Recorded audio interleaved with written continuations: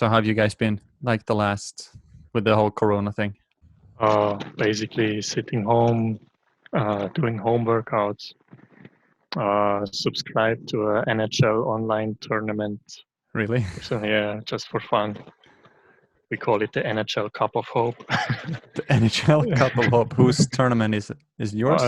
No, it's just a few friends from Switzerland, and one is from Germany, I suppose, and we play together like the Stanley Cup.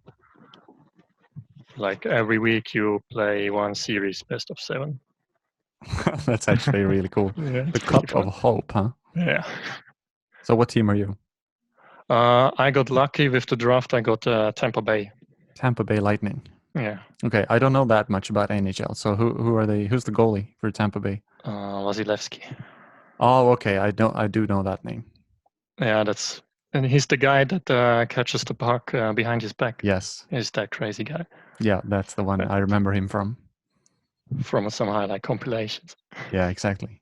So are you winning or? I'm not sure if I'm in the semi-final or conference final currently, but I'm still in the tournament. Yes, I survived 2 rounds now. Well done. What about you, Lars? How are you surviving the lockout? At the moment, yeah. At the moment, during the Corona, I'm still a full-time employee, so it's not getting too lazy during the day. But after work, like the sport is missing quite hard because in general, I'm doing like 5 times a week sports, like besides floorball, also some cardio, stretching, and jogging. And yeah, I wouldn't say that it's like compensated, but yeah, some hiking, walking on the river, but not that much. So after a few weeks now it's getting a bit boring, I would say. Yeah. So you're staying active on your own, basically. Exactly, yeah. So I heard from Lara that the restrictions in Switzerland are like crazy hard. Oh. Compared to Sweden, I don't know. I mean. I don't know. How is it in Sweden then? You're kind of free, right? Yeah. Nobody gives a shit, I almost want to say. Like, yeah. We have this thing in stores. You have to stay like 100 centimeters apart at least. Or I don't know if it's 2 meters or 1 meter. We're encouraged to stay inside, but like it hasn't affected me personally other than the floorball season ending, like at all. But then I heard like if you go in a group and you're standing too close together in a group in public in Switzerland, you can like get a fine or something. Yeah, that's true. Really? I believe currently it's about a maximum of 5 people in a group. Keeping distance is 2 meters anyways. In the group as well, in the group of 5? Yeah, in the group as well. The traffic is like very down. Public transport is also limited. Basically, all private stores are closed except you are something like a supermarket or meal supplier, doctor, hospital. Those are open. Yeah. But if you're like a barber, is closed, for example. Wow, really? Yeah. Like none of this in Sweden? Okay, kind of weird. Well, I don't want to. Maybe buses are affected, or trams could be affected. But I don't ride the bus or the tram, so I wouldn't know. But there's no such like strict restriction like you have. That's actually incredible. Well, then Lara was pretty honest. If it is pretty strict in comparison to Sweden, then yeah. But that's the Swiss/German way, isn't it? To be like we talked about, Lars. With preparing for the interview. I thought that was kind of funny. Yeah, that's true. Yeah. It's always nice to be prepared to know what's happening, right? Yeah. We had this lecture with our head coach for the women's at the end of the season before any of this happened, and he brought up stereotypes for different countries, and one of the stereotypes for Germany, he brought it up like politically, like how the countries run and how you expect certain things from authority if you're from Switzerland or Germany. Like it's run differently than how it is in like Finland and Sweden, where it's kind of you could draw how it works here with like a circle. Everyone has to be included in the decision. It has to be, whereas it's more like top down. Like I make the decision, you take the decision to these two, you take the decision to, and And Lara is so upset with the Sweden, like just Sweden in general, with how Sweden doesn't take decisions and stuff. She hates it. I guess she's not used to it. No, still not. No. She made this super angry post when Corona happened, and like about the season and not ending it earlier. You saw it? Yeah. She was like, Sweden, I know you don't like to take decisions, but take a fucking decision. Yeah. I don't know. I don't even know how many people are infected in Sweden and how much Sweden is actually affected by it. And it's also because it's maybe colder. Maybe the virus isn't as resistant. Don't know. And this is how you can tell that it doesn't affect me that much, because I have no idea how many are infected in Sweden. We get like daily updates. I'm sure we do too. I just don't stay updated.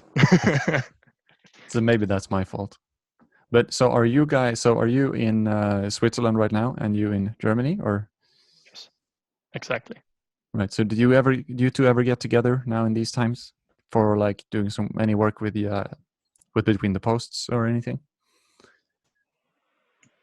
Yeah, proposed we're not meeting each other, but yeah, we had like this the first German floorball camp organized also with you. Mm-hmm. And yeah, we had to cancel it because it was in the beginning of May, and there's no chance that this can happen because all the sports halls are closed now, I guess until mid of June or something. Yeah. And I think in this current situation, like this is really the last step that the governments allow to open the sports hall, because the risk is way too high that people are getting infected there. Yeah. And even the camps that that are later in the summer are still at risk of being canceled, like Pixbo Star Camp in June, July. Exactly. Yeah, a friend of mine's getting married in August, and he might have to move the wedding, which means that I may have to cancel my goalie camp too. But it affects everything. It's crazy, actually. Didn't yeah, expect it so bad. In that sense, it's really annoying. Like just the small things that that you could normally do are affected. But do you guys, when there's no such thing as a coronavirus happening, do you guys meet up and do work together, or do you do most of it at a distance from each other? We do it from distance usually, but we had that one meeting. Like, when was it? Do you remember? I think it was in August. I remember that the weather was warm. We were sitting outside in a restaurant. Yeah, true. Yeah, it was maybe, I think August is good, yeah. So we met, and yeah, usually we didn't actually really talk about the blog. We just took like a picture for the Burkina Faso campaign. Yeah. Oh, wait, the what? We had this little campaign, this little project where we tried to support the women's floorball team. Oh, yes, that one. Oh, sorry. I know exactly what that is. Yeah. Yeah, you guys did a great job on that one. Oh, we got lucky with the Göran. Was it Göran? Yeah. Yeah, Göran Björkdahl. Yeah, we were quite lucky. Yeah, he did a really great job. Sounds like a Swedish person. He is. Yeah, he is a Swedish one. Göran Björkdahl. Okay. So who is he, and what did he do? Yeah, Göran is a Swedish guy who works for the embassy in Burkina Faso. And yeah, I mean, as he's a Swedish guy, I guess floorball is in his blood. Mm-hmm. And he wanted to bring the sports also to Burkina Faso, and also wanted to give like the women there like a kind of like an attractive sport, and get them out of the behave is like normal there, I would say. And so he tried to get as many floorball sticks from IFF, for example, and I found him like on Facebook and saw what he's doing, and I liked his enthusiasm. So I contacted him and asked him if we can help him somehow, like providing equipment or something. He said yes. And he has one big wish. He would like to send the women's team of Burkina Faso to the African Cup in Kenya, but it's quite a long distance. I guess it's more than 3,000 kilometers, and most of the women never seen a plane or something. So the price was quite high. So what we did is like we started a crowdfunding campaign and collected in total, I guess, like 7,000 euros.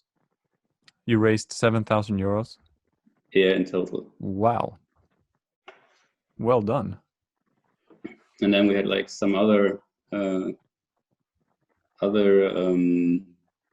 help who spent us the jerseys for the team, and we got some sticks on a very low price from different floorball shops. So it was a great success. And by the way, I don't really believe that there's such a thing as luck. Then it was German efficiency. That's more what I think it is. Because, you know, luck follows ambition and passion. I really believe so. Like, you would never have gotten those sticks by just sitting there, but you just saw this dude and decided to contact this dude and run this whole thing. You know what I mean? Yeah. So maybe there's such a thing as luck, but you definitely create your own luck. Yeah, of course we helped, but in my opinion, it was also lucky to get in touch with Göran, who was really supportive all the time and really tried to put it all together. And I know maybe because it's Burkina Faso, internet may lag, the government might be more difficult. He isn't also the youngest, I believe he's 70 or something. He's maybe also not that technically affected. So yeah, it was also luck for us to work with someone who really got into it. Yeah. I mean, I guess there is such a thing as luck. You do create it yourself, but I just want to make sure that you guys pat yourselves on the back for doing that thing and not just saying that it was luck and we had just accidentally gave 7,000 euros to this project. It's like you guys actually made that happen, even if there's luck involved. Yeah, that's true. That's true. You're right. I have struggled a lot with this myself, saying that, I'm just lucky to get in touch with these people, but it's actually more times than not, you know, the steps you take that lead you to the luck, so to speak. Yeah, indeed. Because you guys have been doing a really cool job with Between the Posts. Actually, I remember when I saw you, I think it was you, Dave, who wore the t-shirt. You mean in Riga after the camp? I remember seeing your shirt there, and it was like this tiny print. Yeah. And I could barely see it because it was in the cellar and it was kind of dark. And it's like, yeah, it was not really clever with black paint on a gray t-shirt as well. But it was discreet. I liked it. But then what I actually don't really remember is what inspired you to start this whole thing, Between the Posts. You kind of want to hear the how it all started story, how we came to the idea? Yes. So it just began like in 2017 when we met each other at the airport to the blind safe camp in Stuttgart. Frankfurt, right. Yeah, we met there for the first time, and I was going with my friend, with Arnor, who's also our camera guy and shooter when he can support. He does that. Right. And we met him, and he was there with his like helmet, and like that we got in touch, and we stayed the whole camp together. He was taking notes all the time. Then we exchanged numbers, and then the current employer I had in this year, where we started with Between the Posts, got bought by another company. Okay. And when a company gets bought by another one, the work slowly disappears and you get more and more time for yourself, but you still have to be at your workplace. Yeah. And then you start thinking, and I was talking to Lars, hey, you want to make something like a blog. And with all the time, I started to make like small bucket list and whatsoever possible content and everything. And he like jumped on instantly, was full with me, and it was just great. He did all the website programming. That's fully his thing. I leave this up to you now, Lars. Yeah, and just one thing to add, like during the first camp in 2017, like we learned so much and we really did a lot of notes. I guess I wrote like almost more than 20 pages. And after the camp, we asked the coach, 20 pages.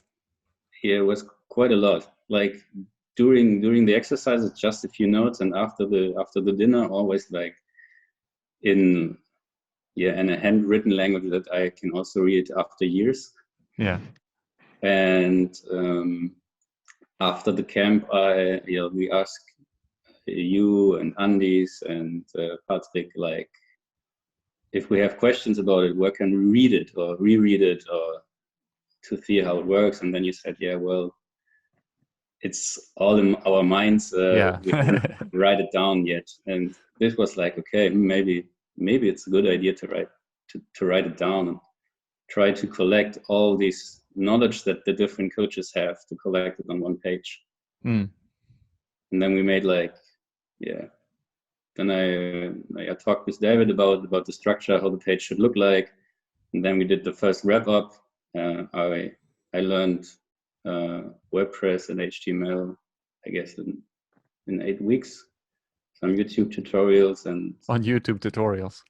Yeah, it's quite good. Like, I mean, it's not magic. It's try and error, I would say, what I tried there, but it worked. And the first draft was out after 3 months, and then we launched the page. And the first update came after your first review, so we structured everything, and now the page looks like how it is. And yeah. But so then you have to be like, are you a tech guy, Lars? I would like to be one. Yeah, I would say I'd like to be one, but you don't think that you are one.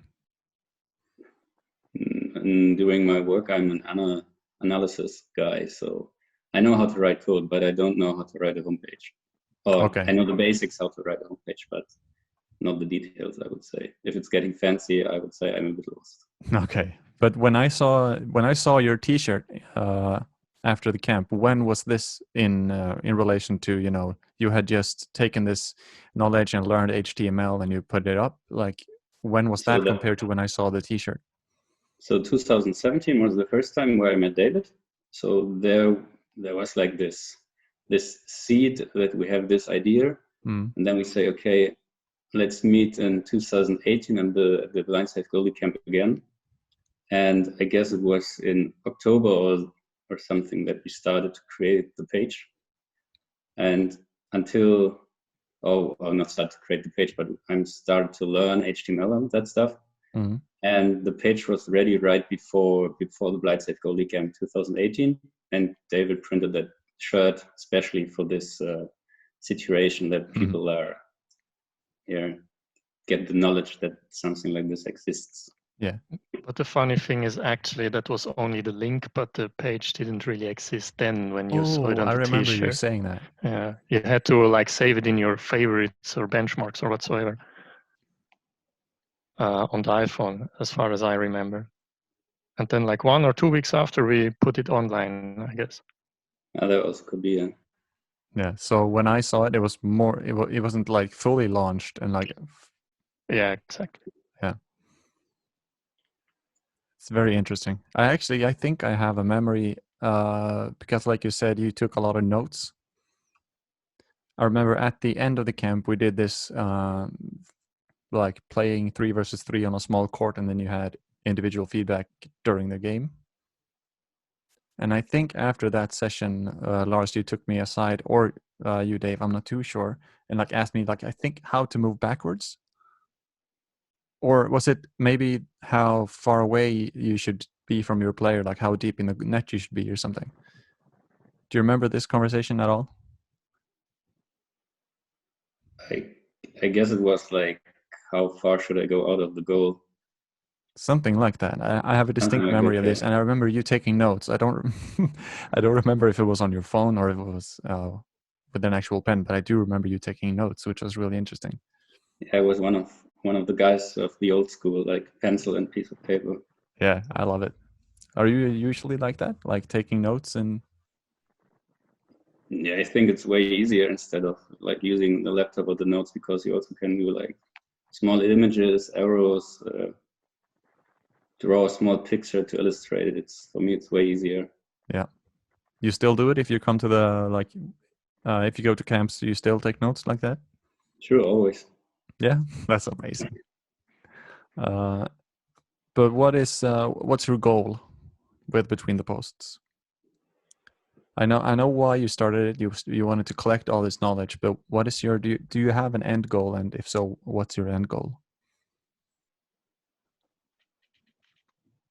I wouldn't really say there is an end goal.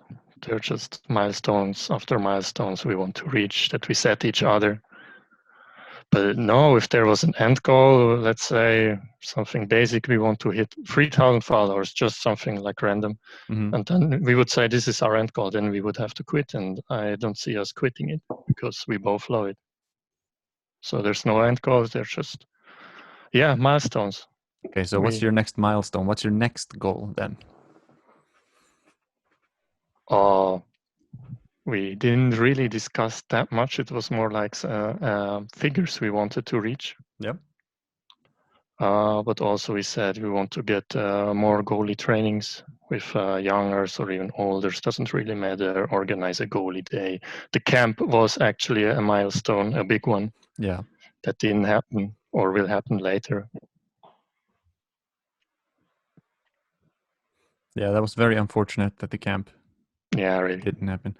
So an example of a goal could be like when I started doing what I do, it was like this. I want this to be my full-time job. I don't want to have to do anything else. So I want to make this my full-time living. If I look at it on the really long perspective, like super long.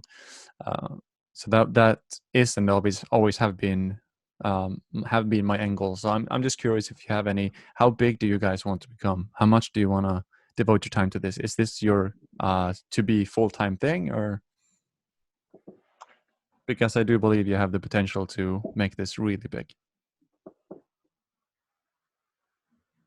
Lars?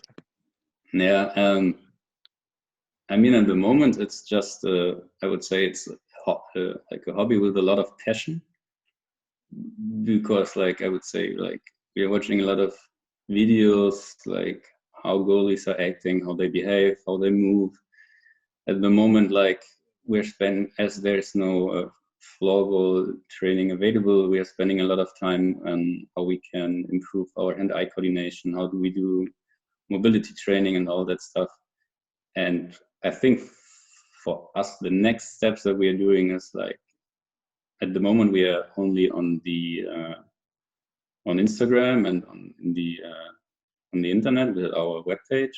And the next steps is maybe also to get to clubs and give them like individual training, not only showing them that the knowledge is available on the page, also to go to the clubs and show them like, look, this is how you position, this is how you act in this or in a certain situation. So also showing the people that who are the people behind the page. I think this is also a big step. So actually starting to freelance and go out there and teach. Yeah, exactly. Yeah, exactly. That would be amazing. Is there any type of goalie camp, floorball camp, any type of training like that in Switzerland or Germany for like at this moment? Or would you have been the first, or are you perhaps even still going to be the first goalie camp? I know that in Switzerland there are several people who organize goalie days or goalie camps, but it's not many. And about Germany, I don't really know. That's Lars' part. I remember that in Germany there was one half goalie day somewhere in Bavaria, but I haven't been there, and as far as I know, that our goalie camp would be one of the first in Germany, which would be big, which would be bigger. I mean, we would like our goalie camp was planned for 26 goalies. It's pretty big for a first camp. Yeah, we also it also was well organized so far. Of course, I wouldn't expect anything else. And also we had a lot of registrations already. Like we had people from Switzerland, from Italy. I guess there was one from France, and even Switzerland, Germany, Italy, and France. I think that's 4 nations. I think, which is not bad for the first camp. That's amazing for not just for the first camp. That would have been amazing for a follow-up camp, even. You know what I mean? Yeah. I mean, the benefit is that I'm located in Karlsruhe, which is not that far from Switzerland. It's, I guess, 1 hour far from France, and the airport is also 1 hour far away, like the Frankfurt airport. So it's quite central, which is, I guess, a good benefit. Yeah, of course. Of course, that helps. Something I want to know as well that I don't think I know. Why did you guys decide to take up goaltending, and how come you stuck with goaltending? I'll leave it up to you first. Yeah, I start. Okay.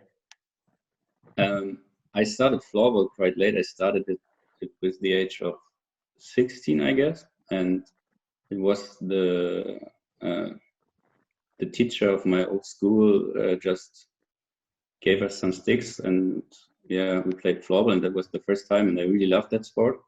And so I continued, and I played as a striker for, I guess, like for 10 years, I guess. And as I moved to Karlsruhe, we had the problems from time to time that we haven't had any goalkeeper during training, which was a bit annoying when you're always shooting against like this thin wall on the goal. So I decided to move into the goal just for one training, and yeah, it wasn't the last one. So 1 week later, I went to the goal again and again and again, and then I saw, okay, yeah, well, I have quick hands, and yeah, it makes a lot of fun. Maybe I should stay in the goal. And now I'm still there. It's very interesting that you spent 10 years being a striker and then just a few weeks of goaltending and you were like, I'm sticking with this. Yeah, maybe it's the situation that I'm maybe from time to time I'm not the best team player. Okay. And I so mean, you like, prefer to be individual? Yeah, and I mean, when I'm in the goal, I'm the individual guy, and yeah, I mean, that's also the point, right? I mean, if I do a fail, like as a striker, I have like hopefully 2 defenders and 1 center in the back who fit or who corrected for me. But as a goalkeeper, yeah, you should be quite confident with a mistake. Yeah. Are you? But that's also what I like, and I like the competition and to be the last man. Yeah. So you have to be quite confident. So are you? Confident I think so, with mistakes? Yeah. My teammates say I'm quite confident, so I trust them. You trust them. All right. So other than the fact that you had quick hands, what is it you think that, is there anything other than the fact that like we need a goalie, I can play goalie, I'm decent? I think it was the whole situation. Like, right. We had all the shoots to be able to block most of the shoots. It made a lot of fun, like to slide from one post to the other, and people were expecting that the ball was already in, but then it wasn't in. And yeah, I mean, that's also a very good motivation to continue. Yeah, you kind of get to be in the center of attention, and you get to like, yeah, shut people down. Like, yeah, exactly.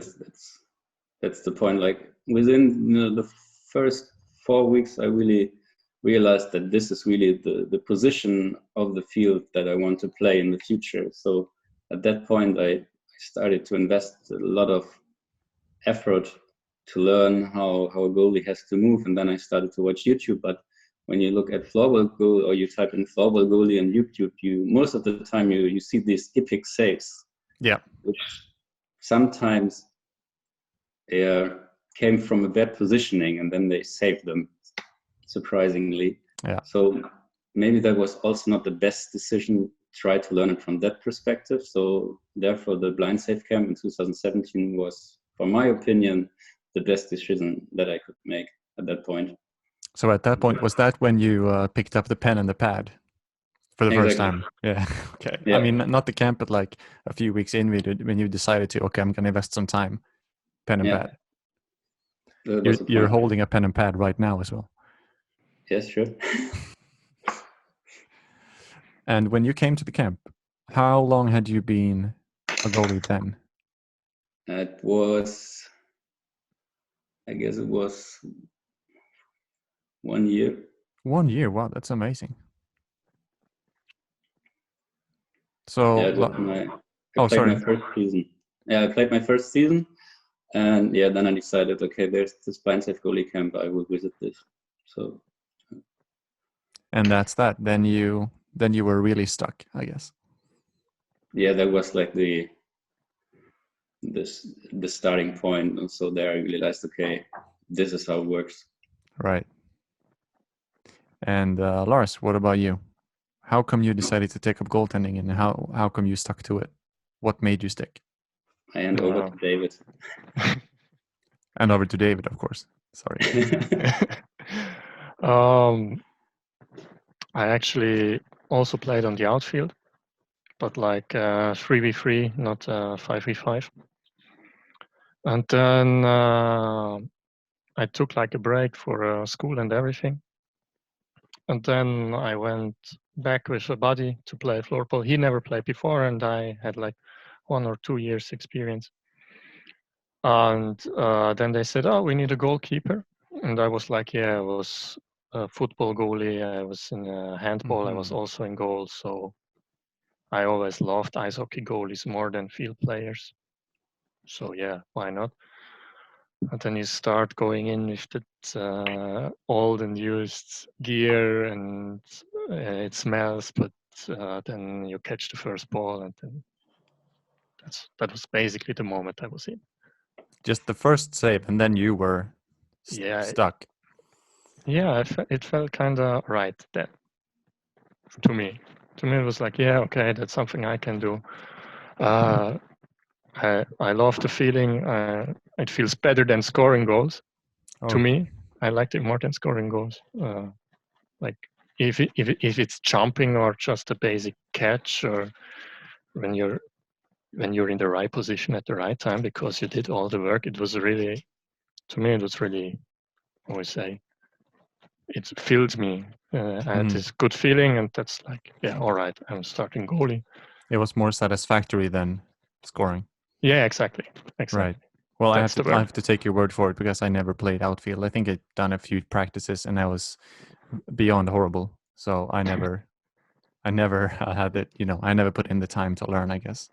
But I remember that you're a good penalty shooter at the blind save game. I guess it all depends on what you compare it to.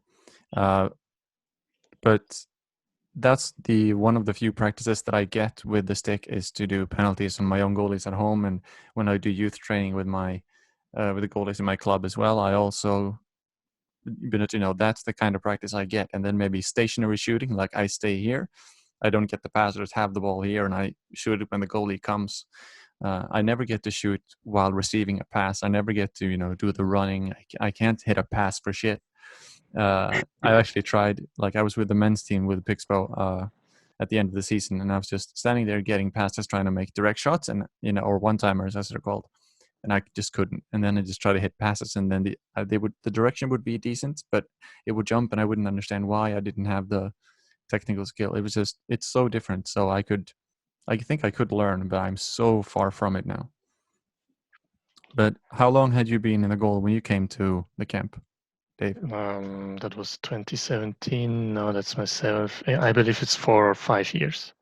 Also not that long, but longer than Lars. My first official season, I was half year in like a low level 3v3 team, just training, and then like the real season was in under 18s with at like 17. Okay. And what about ice hockey? Now. You never got to try ice hockey goalie? I got to try inline hockey when I was like, I don't know, 10, 11, don't know anymore.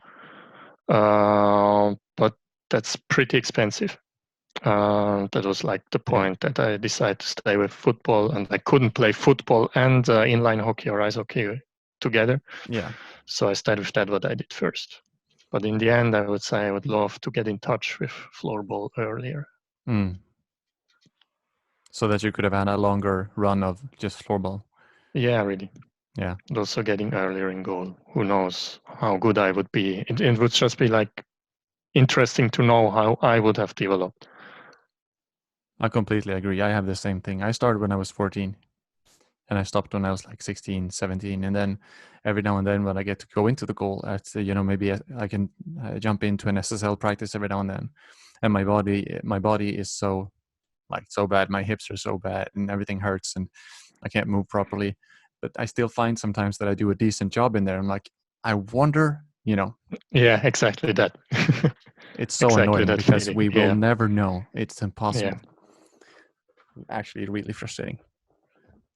I wouldn't change it though. I'm super happy being a coach. I hope you're happy with where you are, even if you are curious. I am happy, yeah.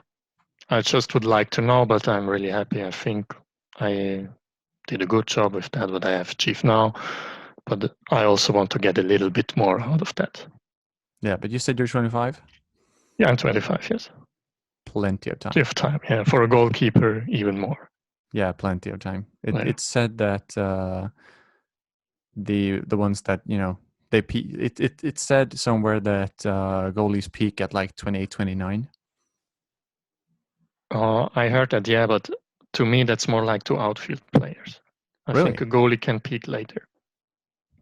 Yeah, I also think Personal so. opinion, though. Yes, I absolutely believe that they can peak later. I do think that most of them peak sooner than at like 27 to 29. You can take famous examples from football, maybe. Yep. Buffon was always great. Mm. I don't know when he really peaked, though, but he's like a living legend, still playing. Then his backup, Szczesny, just came in later. Was always a number 2 and now has his time to shine and is like nearly 30 or already has been. I don't really know. Right, yeah. He's an older one. And there are always late bloomers or early talents that don't really develop. I don't know. It just really is like more the human that decides, or that it's given to the human, and it's not really like something you can go in statistics or like that. Yeah, I agree. And also I believe, it has to do with the circumstance. So if you're given a chance at an earlier age, then you obviously will be able to peak sooner. But if you're given the opportunity later, like for example, maybe you're the second goalie behind a really great goalie, no matter how well you play, you're always going to play second fiddle to this guy, and that will delay when you get your turn, so to speak. Yeah, our friend Patrick, he got his break at 26, I think. He was a backup goalie who got he got minimal amount of playing time up until that point, and then he switched to AIK, where he got all of a sudden got plenty of time, and then the rest. Yeah, it also depends on the chances you get, but you can also get an early chance. Maybe don't take it. Yeah. Then maybe get a second chance at 30 and already can show the world what you got, because you maybe were too young at that age. Yes, also true, actually. Also true. So you guys do a lot of work on your Instagram with mobility, which I admire so much. It's such a good thing because I find that a lot of goalies, both young and older, struggle with mobility. Is that something you guys have found? Like people struggle with mobility, let's help them out. Or how come you started doing these mobility videos? That came up from the gym that I'm visiting. There was always one course which was called, I guess, something with mobility, and there was a guy, and he started with the guy had like the course was for 30 minutes, and I joined that once just to know how it is, because I thought I'm not in the mood to lift some dumbbells. I just want to do something relaxing, so I started this mobility course. And the first thing that he did was the shin box. Like, where you're sitting like in this triangle and the other leg is behind you in 90 degrees. Yeah. And I saw the parallels to the goalkeeping position from time to time. So you started to take notes? I already started to take notes, yeah. But did you? That time just in my mind. Oh, okay. And after the course, I asked the guy if I can book him like for one private lesson, and then I explained him that I'm like a goalkeeper, and I showed him like a couple of videos how we are moving, and I told him like I want to be more flexible, because when you look at Victor Klinsmann, for example, he's quite flexible, and I said I also want to learn this, or I want to get into the I want to get this stretch and this mobility. And so he said, okay, let's come with me to the reception. We are making an appointment and I will draft you something that you can do for the next 8 weeks. So after that, he gave me this and I really tried it and it was really, really cool. And so I asked him, okay, what are we doing the next after 8 weeks? And after 8 weeks. And he said, yeah, okay, let's have another appointment. I show you something different. Mm-hmm. And the cool thing was that he said, like, here, look, now I'm moving to Berlin, so I'm leaving the city. What you have to learn is that I'm not your teacher. You should become you should become the teacher of yourself. I just show you the movements, but now you have to adapt them. That's like a mic drop moment. Yeah, it sounds like a real sensei moment. Like, I am no longer your teacher. You are your own teacher. Exactly, and that was like really cool because you saw, okay, now when you're in the different positions of this mobility exercises, how do I get from the one position to the other, and how do I get to the next position? How do I get from the shin box into the squat, back to the shin box, and then you can extend it. Like, if you're not that flexible, you're using your hands like to be balanced, and if you're getting more flexible, you can do it without them. And I saw so many parallels to the floorball goal team that I thought that this mobility is like really something that we have to show also our people, our floorball goalies out there. So you started to create kind of a pattern. You moved from doing the shin box and then the squat, and then you can... Exactly. And like during these movements, you realize like, okay, maybe I stuck a bit in the hip, and then you're starting to go, okay, what can I do if my hip mobility is not the best? And then you find like passive and active things, and it's really good. Also to learn the difference between what actually is a stretch and what actually is mobility. I mean, if you can go into the split, like if somebody pushes you down and your legs are like horizontal, I mean, you're quite flexible, but do you also have the mobility to get back into the initial position? That's right. The big question, right? I mean, if you're lying on the floor with the split as a floorball goalie, but you're not possible to move anymore, it does not help at all. Right. If you have the mobility, if you have the strength in your muscles and your ligaments to get back into the initial position without using your hands, I mean, that's the big thing. Yeah, so that's a really interesting thing. So you have the well, this is so much easier in my own language. So how stretchy you are, and then how you use your stretchiness, your flexibility and mobility is maybe the word. So you have your flexibility, but then mobility comes in. Like, how can you use your flexibility? Yeah, exactly. I mean, like, you could, for example, when you're sitting like in the shin box with your butt on the floor, and you want to go back like in the initial position that you're raising your hip. Most of the people are using their hands to getting back up. Oh, yeah. But if you really have the strength in your hips to push your whole body back into this position, then this is also what you need. You have to train like these small muscles which are connected. Yeah. Or connects everything. So what mobility exercise, if you could give one, let's say one to make it more tricky, what is the one mobility flexibility exercise that you would recommend if you can only get one? I would use I would say the shin box hip raise. Shin box hip raise. Yeah. Okay, we definitely need to link that somewhere so that people can see. So can they just can we just Google between the post shin box hip raise? Yeah, I think you should find it. Yeah. Okay, that's really cool. I'm gonna make sure that they have that link so they can go and check that out, because I understand what you mean, but I don't have a visual of it, so I need to definitely check that out more clearly. So what do you think is a goalie's, like, what's the most important attribute or skill for a goalie to have? And that question is to both of you. Physical or psychological? Yeah, so you can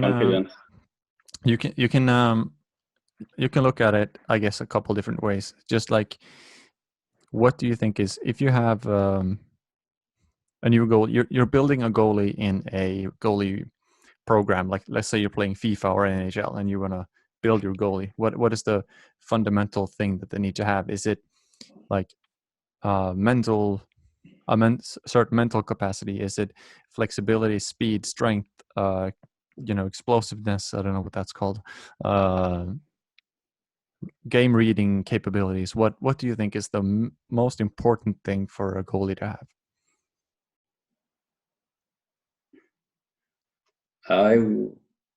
If I have to choose one, I would say game reading. Game reading. Okay. How so? Like, if you compare it to everything else, how so? I would say, like, when you give me, for example, a good acceleration or a fast speed, it does not bring you anything if you're wrong positioned, if you're completely wrong. If you have fast hands, even not that efficient, if you're not in the right position, you're not able to reach the ball. And I think if you're able to read the game and you know where the pass comes, you don't need to be that quick because you're already well positioned. And most of the times, I would say the striker shoots on your body instead of your hand, which is perfectly in the corner somewhere. Okay. So game reading, just that it doesn't matter that much what your physical capabilities are. It's more how you use them that you think matters most. Exactly, that's the point. I think that's why I also think that, like, scanning the field is quite important. I mean, even if there's a striker running towards your goal with the ball, you should not only focus on this striker, you should also take one look to the left and take a look where the other people or the other opponents and your defenders, that you already have an idea what's happening behind your back. That if you position, you already, like, kind of pre-informed what's could happen. Absolutely. I completely agree. Scanning the field is so important. I say this so much to all the goalies that I work with too. You need to scan. You need, because even if you have good move, you need to know where to go. Yeah, that's the point. So Dave, same question. Actually, also the same went through my mind as he said it. Yeah, but okay, so you're not allowed to take the same. You need to get something else. I was thinking about something like floorball IQ, if you could call it like that, like a feeling for the game. Kind of feels like kind of the same as reading Yeah, the it's game. similar. Yeah, also a bit like reading the game, but also getting like an instinct for it. It's not like you see, you analyze, you understand. It's more like, I know this is gonna happen. Okay, so more of a gut feeling. So is that something you can train, you think, or do you have to have it? I haven't really did any research on it or really focused on it, to be honest. But I think, yes, you can train it, but it might be very difficult. But that also comes with experience, of course. The more you play, the more you get the feeling for the game. So let me throw this up in the air as well then. So if you don't have the mental capacity, the mental stability to deal with getting scored on and with it being tough and it hurts and all this stuff, if you don't have that, you don't get to have all the experience that you need to learn the reading of the game or the gut feeling. So how would you see what I mean?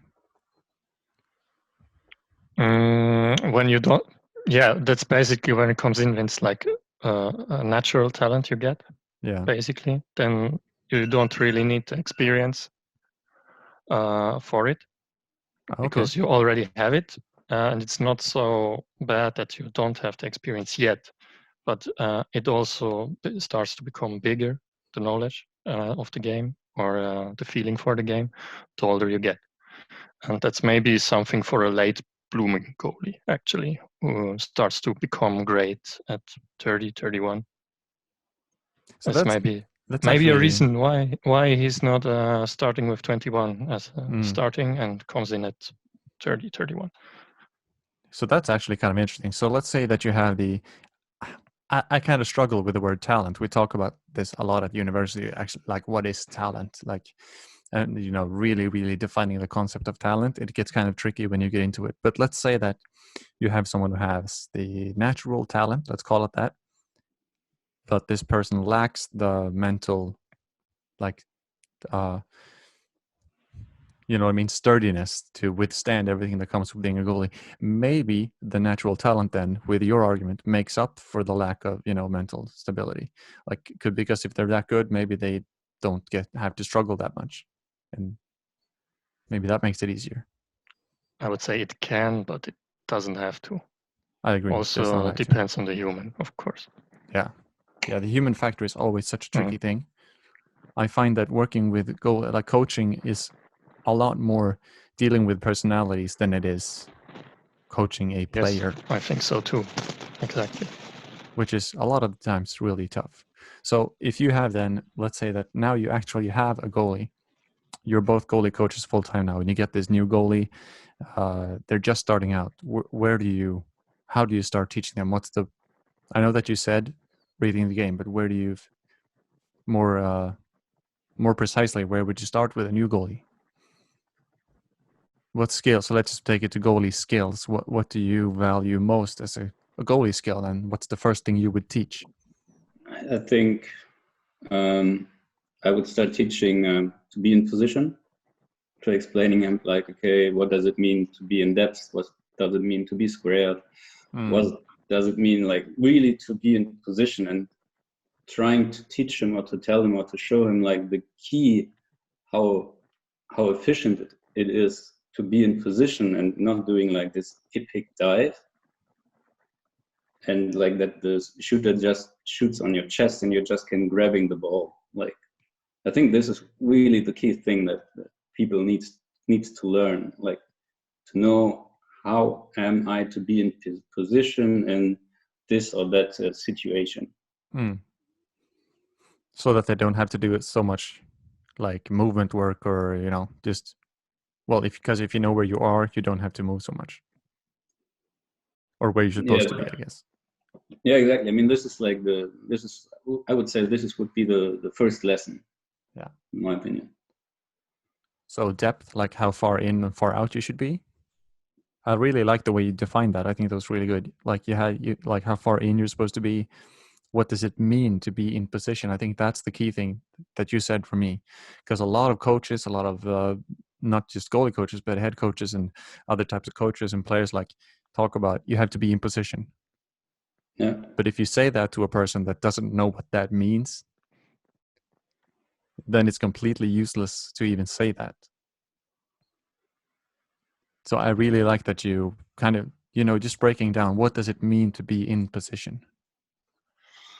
There comes the pen. Are you taking notes, or are you going to explain something? No, I'm explaining it. Right, that's good. I love it, because I think that's so important. So while he's drawing, Dave, what would you start with? It's funny. It would actually be the same, yes. But now that I have to take something else, I guess it would be movement. Okay. Just because it's also part of being in position, actually. And to me, it's like a solid base. And I don't know when I get the goalie, what age he is. Let's say he's 15.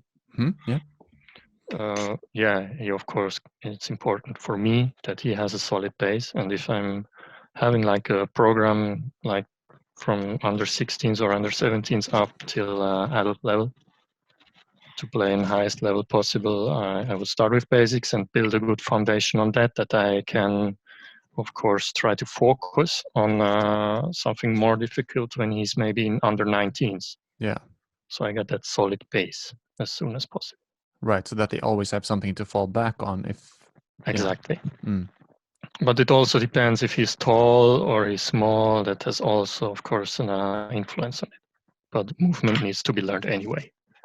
Yeah, I agree. You have to move regardless of your size. Do you have something for us? I think so, yeah. All right. Can you see it?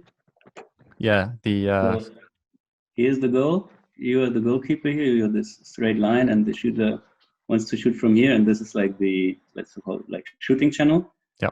Like when we call about depth and we are teaching the goalkeeper that she has to come out of the goal, it does not really make sense that he goes straight out of the goal, that he passes the shooting channel. Yeah. So this is the first thing. You need the depth. The next thing is like, now we are here in this, like this is the second step. Now he's in the channel. and like this gray line in the middle is like the center of the shooting channel. Right. But he's not squared. He's not squared to the shooting channel, which means he does not use his body completely efficient, right? Yes, because there's more space on the right. Exactly. And then there's the third one, which is this one. So now he moves into the right position, and his body is like completely covers the shooting channel. Yeah. This is like what I would teach him, and also showing like these images to illustrate it. I mean, I would say you always need like different views to explain something. Like you can tell him the things, and you can also show him, and then he has like 3 things to remember. Like, oh, he said this, and I remember the image.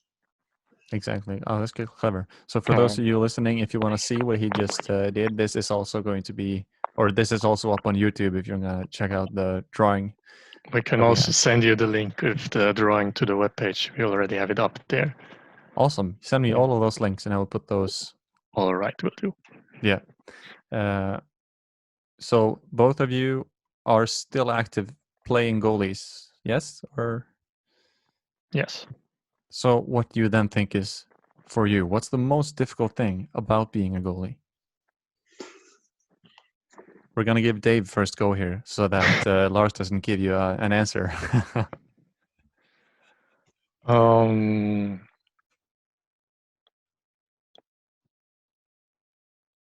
I'm struggling with, when we look at the basic skill, I'm struggling with behind the goal stuff at the moment.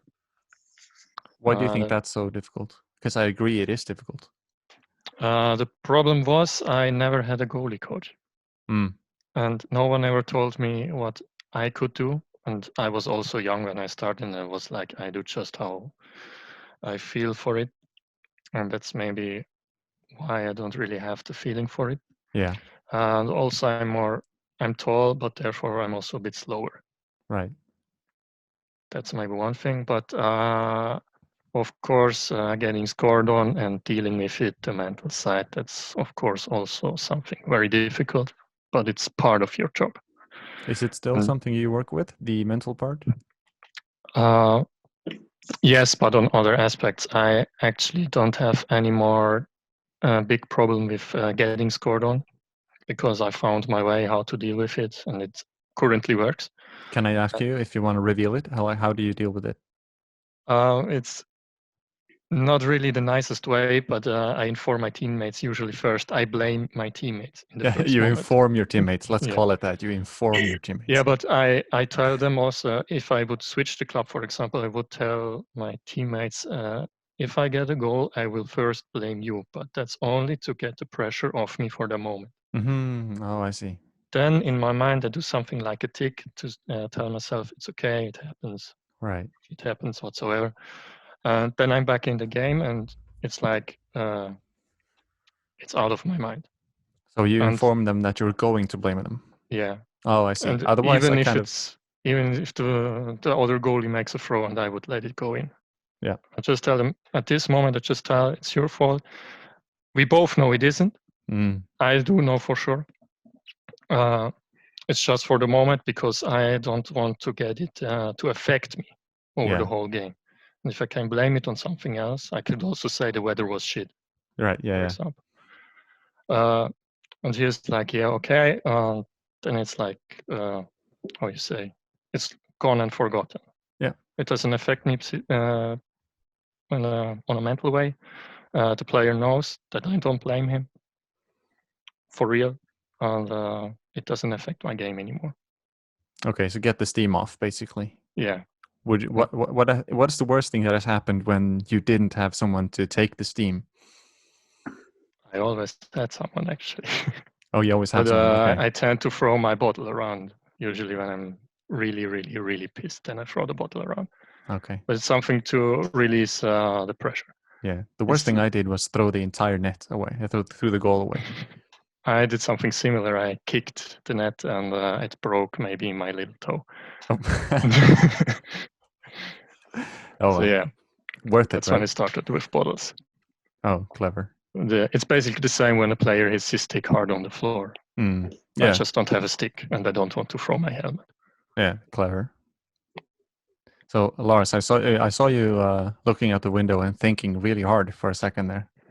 Yeah, it was because behind the goal is really tricky, and I think another thing is to stay focused.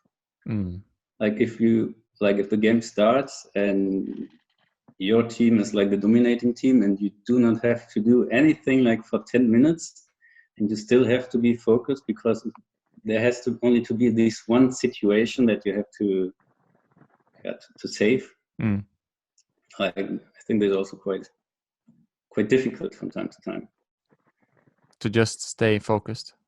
Yeah, what I'm doing is like I'm not looking at the period, like at the whole period, like at 20 minutes. I always make like different intervals, like 2 minutes, 2 minutes, 2 minutes, 2 minutes, and when 2 minutes are done, I'm just touching like left and right post to say, okay, these are the 2 minutes. Now they're starting the next one. So then it has not the feeling that it's like 20 minutes without doing anything. It's like always like 2 minutes. Right. So you go 2 minutes, touch a post, another 2 minutes, touch the other post. Yeah. So just keeping your mind active, basically. Yeah. I mean, maybe you can compare like a laptop that suddenly like it pops up like Windows has a few updates, please restart your computer. And when I'm touching the post, I'm restarting and then I'm back with full speed. I really like that. That's really clever. I know a lot of goalies struggle with keeping their focus, and at times I do too. I did. I guess I don't play anymore, but I remember one of the tricks I had. I'm sure you can recognize this when you're standing there and your team is attacking, and they do so for quite a while. And you're standing up and you're looking, and suddenly your mind goes like, "What am I gonna make for dinner when I get home?" And you start like going over, maybe I should have this, but I could also eat the leftovers from yesterday. Like during a game, has that ever happened to you? Doesn't have to be specifically food, but you know.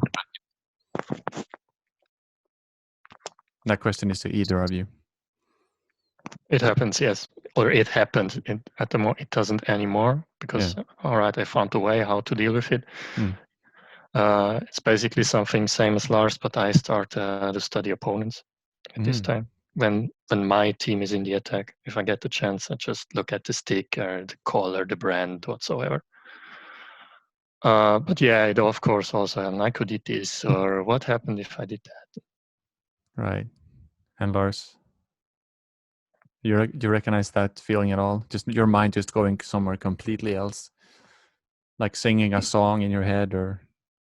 Yeah, it happens from time to time. Like sometimes if it really doesn't help, I just start screaming for a second, like just to like recover or. So if your mind goes, you go like and then you're back. Yeah. I like at the moment it's like the trying period. I tried to scream like to stay focused and something, and like for the last games it worked quite good. So I guess I will continue it. Fair enough.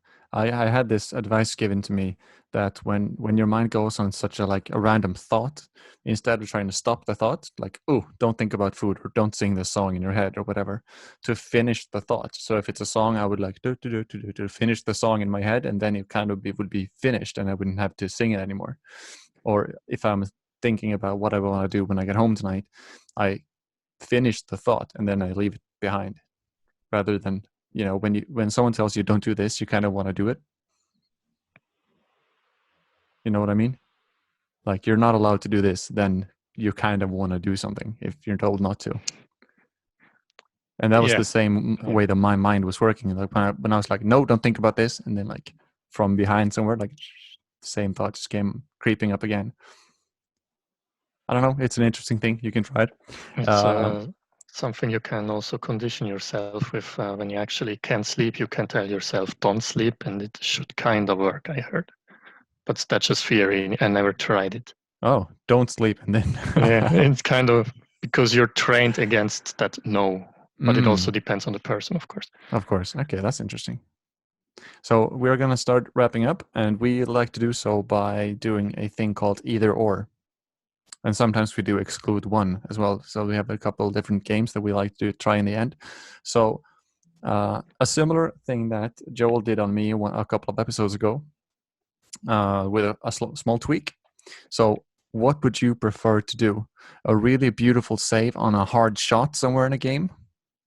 And you're doing this with it's like a hand or a leg save in a really clutch moment, or would you rather do a breakaway save?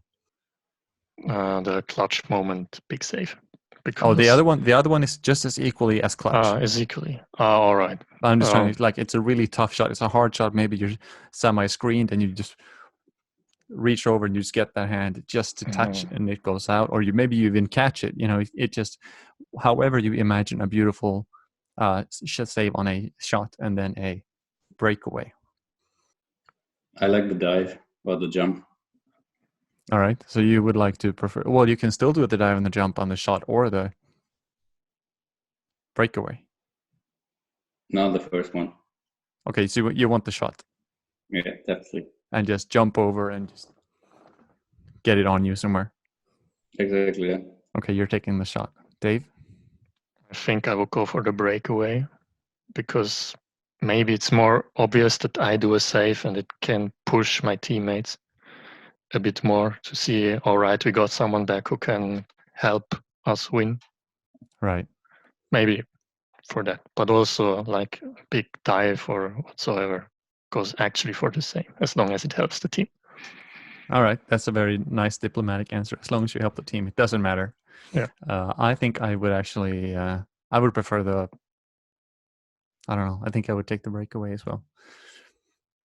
I can't really say why. It just feels like that looks more spectacular, and and I know that we have such a climate where spectacular looking saves are appreciated, and which is unfortunate, but still. So before we sign off, is there anything you want to plug? You want to tell the people listening, where can they find you? Do you have any projects coming up? What's going on?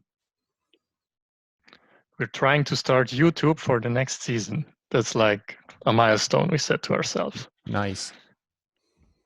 Yeah, that's something we can announce this week. So you're starting YouTube, and where can the people find you? We didn't start it yet. We're just trying to set all things up. Where can they find you right now? It's on Instagram between _ posts _ or how do you say Bindestrich in English? Is it dash? Oh, dash, maybe yeah. Maybe dash, yeah. All right, then between _ posts.com. All right. Of awesome. course, all in English, so Swedish people, Finnish people, people from Singapore, or just wherever you are can read it. Right. So summarize for me. What will they find when they head to your website or your Instagram? On Instagram, or better say, Instagram is basically the platform where we want to share, for example, the links in the bio, or just like promote the work we did. What we did on the website, about the website, I could share for a short moment my screen if you want so. Absolutely. Hit me. As long as you describe with words as well, because I do. So the listeners can hear as well. There would be to be in position. Can you see the screen? Yes, can see it perfectly. All right, that's like the landing page, the front page. This is like where you can read the content. Here's the Instagram feed as well, of course, with all the posts. A short who we are. Then we had a really awesome project from Lars that was called Skills of a Goalie. Mm-hmm. It's like this puzzle with different attributes. That's really cool looking. I haven't seen that.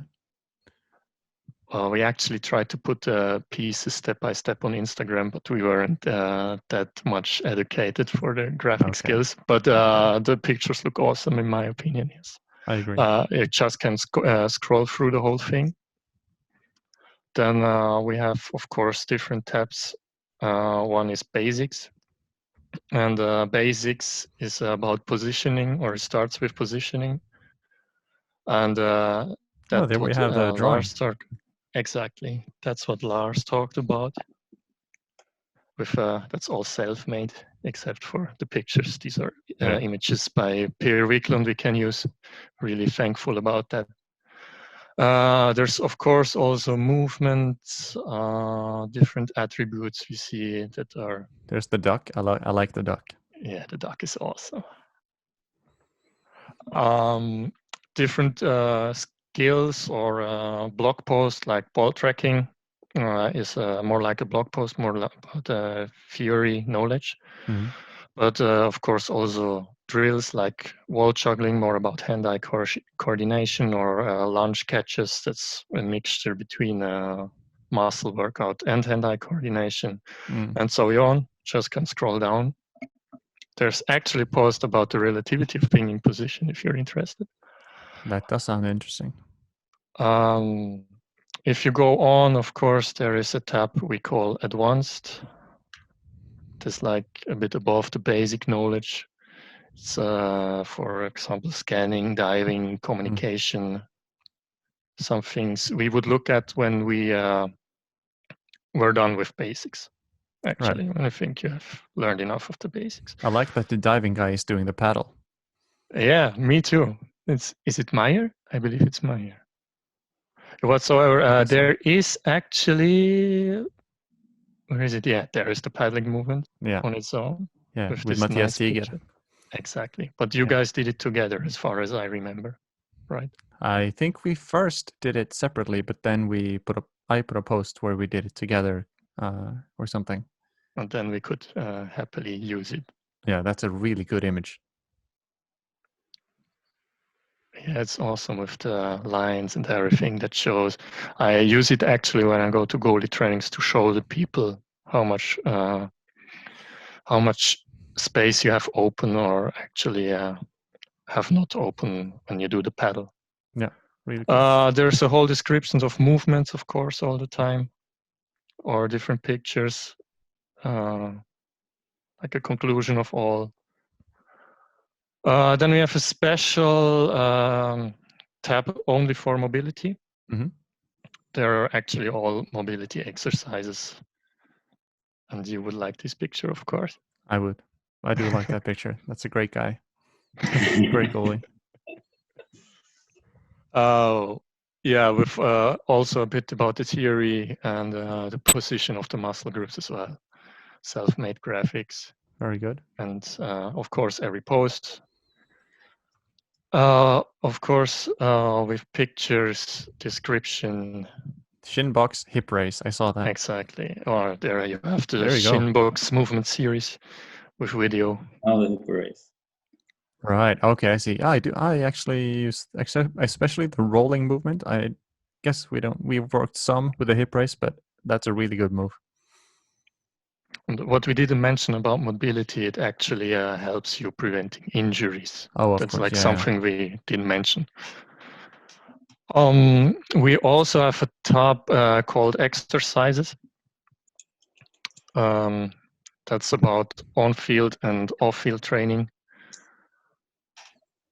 On-field is, we divided the field in different distances and started to write them down separately, and then after that there come exercises you can do on the floorball field. Right. With instructions and videos, of course, when you click on the different drills. Same goes for off-field training. That also includes hand-eye coordination. Goalies with hearts is... I recognize that goalie too. This is about all the solidarity projects we do. We just like to give it a little collection. That's awesome. I love the name, Goalies with Hearts. Yeah, I love it too. That's really cool. So it was an awesome idea by Lars. Yeah, there's the Burkina Faso campaign. There is the Uganda team. There is Terre de Femmes, especially for Women's Day. We donate there. What is missing at the moment is a goalie solidarity month with Blind Safe Together. Yeah, okay. Yeah. That's missing, but that will be updated, of course. Miscellaneous is like additional content. The Power of Death, a special mention of the Burkina Faso campaign, something different like going to play street hockey or ball hockey. Bag reviews, mind games. The Joker. Yeah, because the Joker does mind games He as does well. do those. Yeah, And it's an awesome picture. it is. Product reviews, more or less, that's just like a fun one with that old Unihawk Phantom gear from back in the day. That also was more like fun I like that content. picture too. But I would say it's still actual, right? Yeah. You can use it all the time. There was like a little save video camp review, and the first or one of the first posts actually was for Miscellaneous, was about the new penalty rule when it came up. With improvise, adapt, overcome. Yeah. Personal motto, including this table that should help. Nice. Then there is a contact form. I don't really think I need to show that, and about us. Right. That is on the front. So I will definitely take this screen sharing video that you just made, and I will make that a separate video and share for you guys, because I really believe that you guys are doing a fantastic job with like just this entire thing and all your projects. So I will be glad to share this screen sharing video we just did. But if you summarize in a few words for the listeners, what would they find when they go to your content? I would say when you go on our page, you will see floorball goalie related content that we learned that I learned within the last 5 years to be a goalie, and written down by two goalies who have a lot of passion in that sport, in that position. On topics such like basic positions. How do I position myself? How do I move? What do I have to consider? What are the most failures that I should not do because other people already did them or still doing? I don't know. How can I improve, or how can I where do I find new hand-eye coordination exercise, because I'm a bit bored of my daily jungling with 3 balls. I want to do something else. If I want to do something solidarity, what kind of solidarity projects are out there, for example? Lovely. That's amazing. So first of all, thanks to everyone who has listened to the episode, and a big thanks to Lars and David for doing this interview. You're doing a really fantastic job. I hope you keep up doing this great work, and I hope that we get another chance to work together in the future as well with we have to do something in Switzerland, Germany, especially now that this thing that we had planned got cancelled, which is really unfortunate. So really great job, and stay tuned for more episodes in English. We have plans for making a lot more content for those that do not speak Swedish, that in the same way that me and Joel doing this podcast does. So thank you for listening, and thank you guys for joining, and I will speak to you guys soon. Thank you very much. All right. Take care, guys. Thank you. Take care.